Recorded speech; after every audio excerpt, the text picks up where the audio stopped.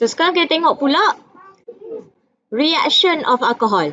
Okay, reaction of alcohol ada beberapa jenis. Yang pertama, reaction of alcohol yang pertama adalah reaction dengan metal. Okay, reaction dengan metal. For example, kita ada sodium. Okay, reaction dengan metal. Alright, dia akan berlaku dekat sini. Okay, dia akan berlaku dekat sini. Di mana H plus keluar, Na plus masuk. Okay, dia akan buat ionic bond. Okay, O ni akan jadi O minus.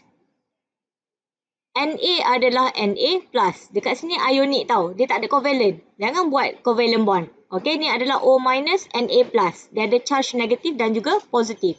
Ini adalah reaction with metal. Okay, yang pertama kita ada. Kita buat kelopak dia. Reaction with metal.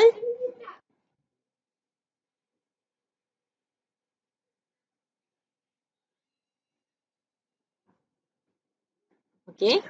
Yang kedua, kita ada elimination reaction. Okay, ni pun kita revise balik dalam topik alkohol. Okay, bila topik alkohol, topik alkin. Okay, bila alkohol react dengan concentrated sulfuric acid, okay, under heat ataupun reflux, kita akan dapat carbon-carbon double bond. Kita akan dapat alkin lah. Okay, di mana OH ni keluar, OH from this carbon keluar, and then H pada carbon sebelah pun keluar, satu H dia keluar, dapat double bond. Okay, kita akan dapat double bond and then CH2. Okay, so this is an alkene. Okay, dehydration of alcohol. So, this one adalah elimination reaction. Okay, kelopak yang kedua adalah elimination reaction. Okay, yang ketiga,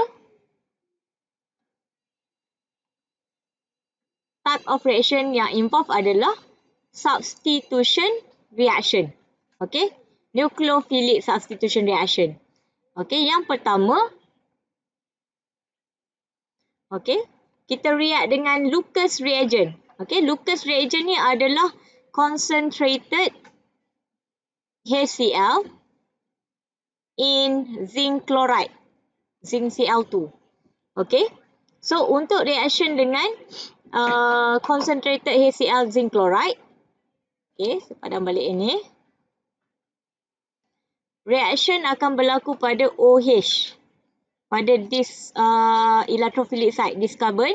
Okay, OH minus keluar, nukleofil yang baru yang masuk. Okay, dekat dalam case ni, nukleofil baru kita adalah okay, CH3, CH2. Nukleofil yang baru adalah Cl. Okay, Cl. So, ini adalah nucleophilic substitution yang pertama. Yang kedua, awak buat sekali sama dengan saya tau. Okay, yang kedua, kita ada reaction dengan HBr. Okay, dengan HBr pun sama juga. Okay, OH minus keluar, Br minus yang gantikan tempat OH minus. Next, kita ada reaction dengan PCl3 ataupun PBr3. Okay, so X ni boleh jadi Cl, boleh jadi Br. Okay, so dekat sini, produk yang akan kita hasilkan adalah, okay, sama juga, OH minus keluar, X minus yang gantikan tempat dia. Okay, beza dia dengan dua ni adalah the side product. Okay, side product yang akan dihasilkan bila kita react dengan PX3 adalah H3PO3. Okay, so this one is the side product kalau react dengan PX3. Next, kita ada reaction with PCl5. Okay, reaction with PCl5.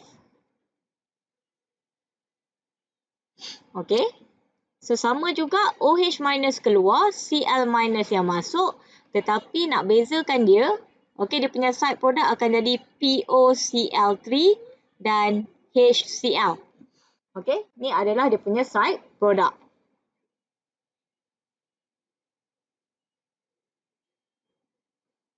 Next, kita ada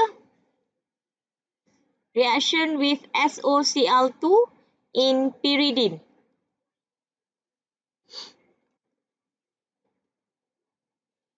Okey, so sama juga. OH minus keluar. OH minus keluar. Cl minus yang masuk.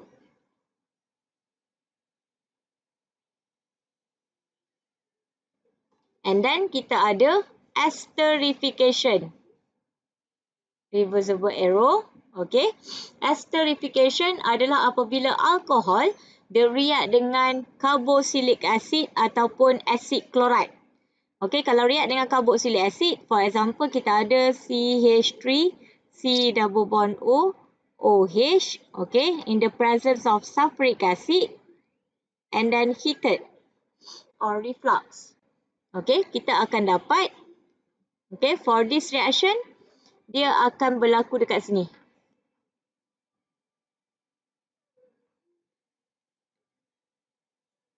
Okay, untuk reaction ini, H plus daripada alkohol keluar, daripada carboxylic acid, OH minus yang keluar. Okay, so lagi mudah kalau kita start dengan carboxylic acid. So, CH3, C double bond O. So, OH minus keluar. This carbon akan attach dengan this oxygen. Okay, and then salin je sebelah dia ada apa. So, like this. Okay, dapat ester. This one is esterification. Okay, so this is what we call nucleophilic substitution reaction.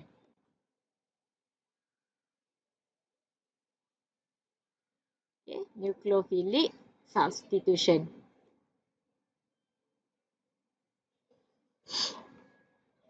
Okay, last type of reaction bagi alkohol adalah oxidation.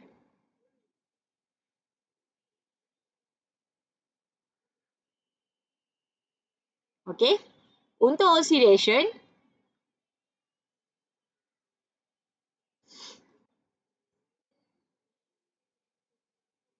untuk oxidation, kalau kita gunakan PCC in CH2Cl2, kalau nampak PCC in CH2Cl2, ini adalah weak oxidizing agent in mild condition.